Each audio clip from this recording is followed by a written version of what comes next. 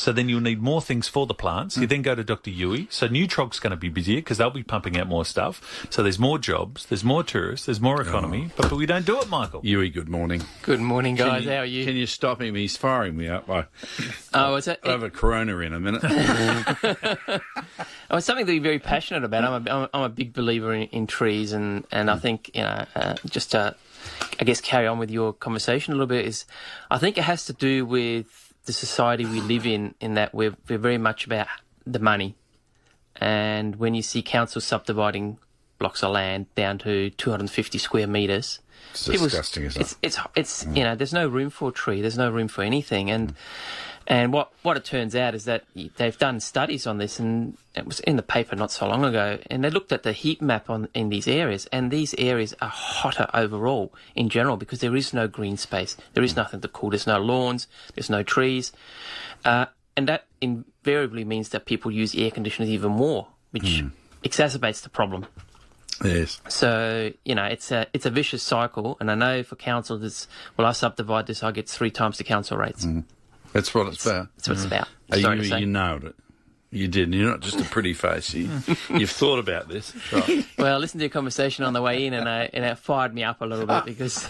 See, that's it. I know his triggers, so I just throw a little bit of rope out and let him go.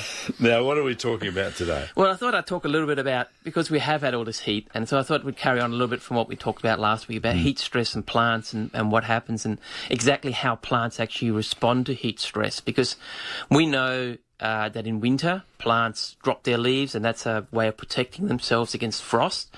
But in summer, they do a very similar thing. They also drop leaves.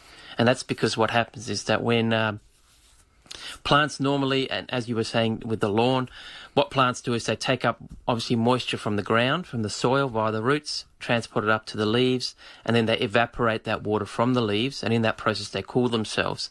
So what happens is there's a certain capacity a plant has to be able to do that, and when the capacity to transport the water can't match the rate at which it's evaporated from the leaves, then the plant has very limited choices of what it can do. It can either allow all the leaves to dry out, or it can drop some of its leaves and therefore transport water to those leaves that it retains. So I guess, the real upshoot is when you have a gum tree and it'll drop an entire branch on a hot, still day. And that's basically because this gum tree, it doesn't make a decision as a human would, but it basically says, I can't afford to carry this amount of canopy, I will just drop this branch, and they will just drop it. So that's one way in which plants obviously try to cope with heat stress. The other thing is they increase the rate at which they evaporate water. So plants have the ability to open the pores at the base of their leaves, and these pores then allow more water vapor to escape, so you get that cooling effect. As you were saying, with a lawn. So a plant that has as much water as it can possibly use, it can cool its leaves by up to 10 degrees above ambient. So if you think about a 40-degree day, that leaf surface might be 30 degrees instead. And when a plant is in a drought condition, then basically it can't do that. It'll drop down to only 1 or 2 degrees above ambient. So immediately the plant becomes stressed because, like humans and like all life forms on Earth, plants are designed to operate within a certain environmental conditions, right? A certain temperature range in which to operate.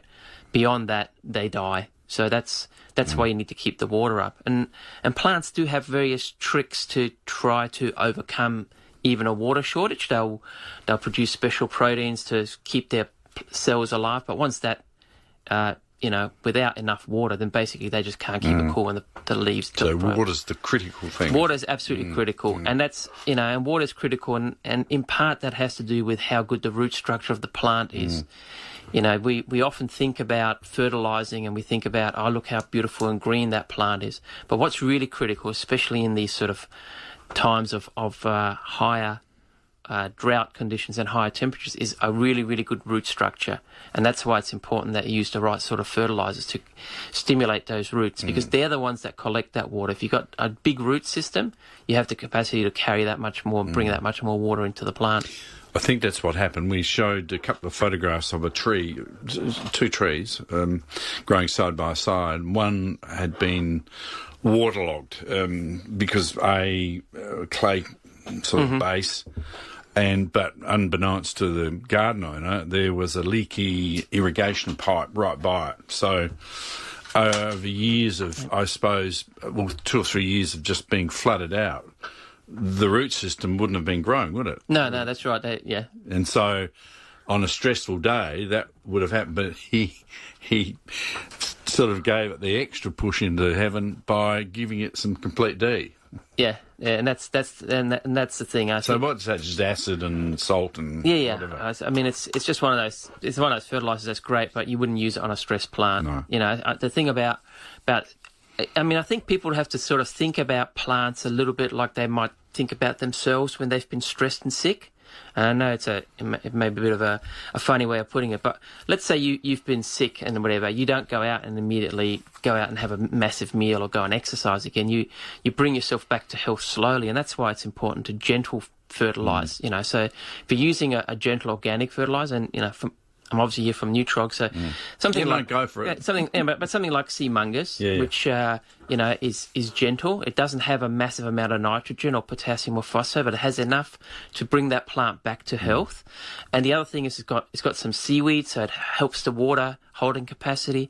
It helps the soil wetting.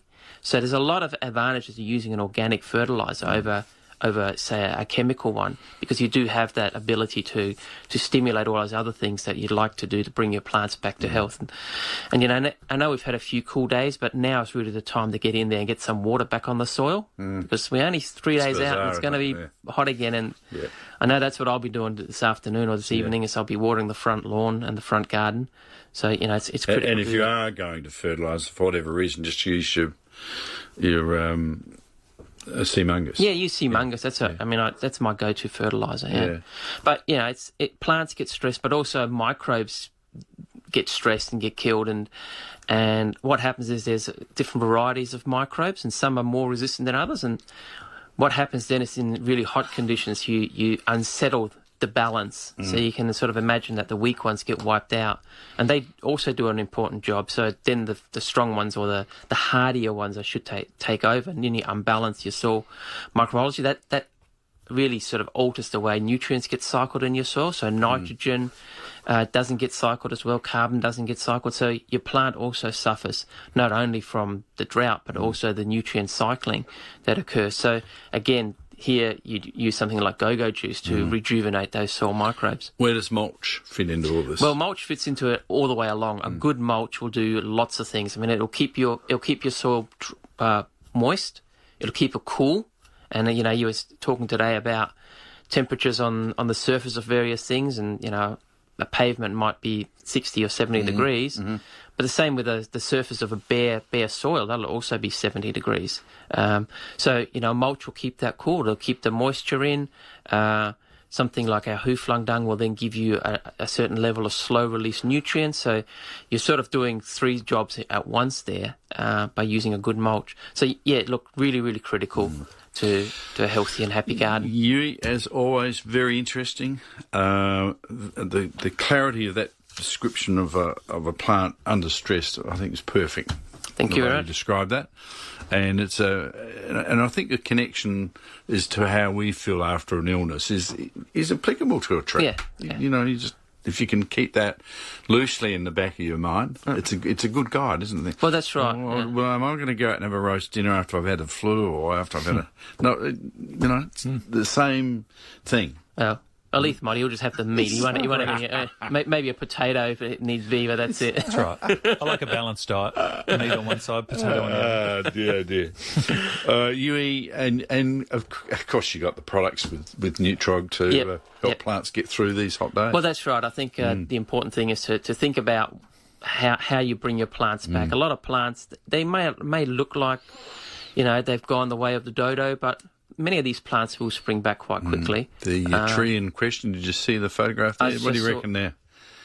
Well, personally, I think it probably will come back, but I think what you have to do is just leave it, give it water, leave it, and then, when the worst of the heat is over, cut back what's dead, and the rest will sprout up again, I would dare say. I mean, plants are very resilient. Yes.